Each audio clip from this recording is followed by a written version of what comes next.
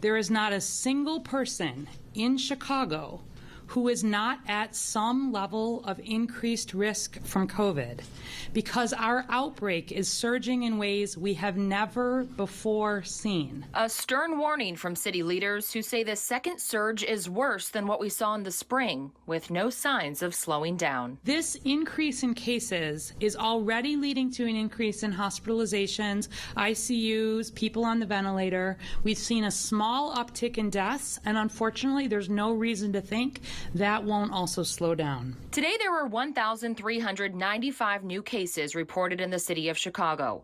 Health officials say that number is about 5 times higher than where we want it to be. All summer, while things were surging around the country, we kept it in that 200 to 400 range.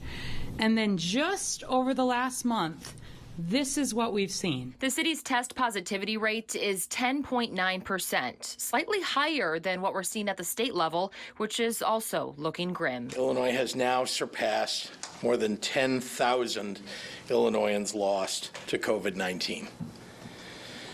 Each day, we are losing more and more of our neighbors to this virus. Today, the Illinois Department of Public Health reported nearly 10,000 new cases of COVID-19, including 97 deaths. State leaders say they're especially concerned about hospitalization rates. We have more than doubled the number of people in our hospital system with this disease in just about 5 weeks, with no sign of slowing. State leaders say the rise in hospitalizations is unsustainable. The Illinois Department of Public Health is looking into proposing further restrictions if the numbers don't turn around quickly. We're heading down a very dark path toward where we were last spring. Let's not let that happen. Thanksgiving was also a hot topic today. Both city and state leaders are encouraging people not to travel to high-risk areas and to keep celebrations small. Don't open up your homes to people, even if it's just family and friends.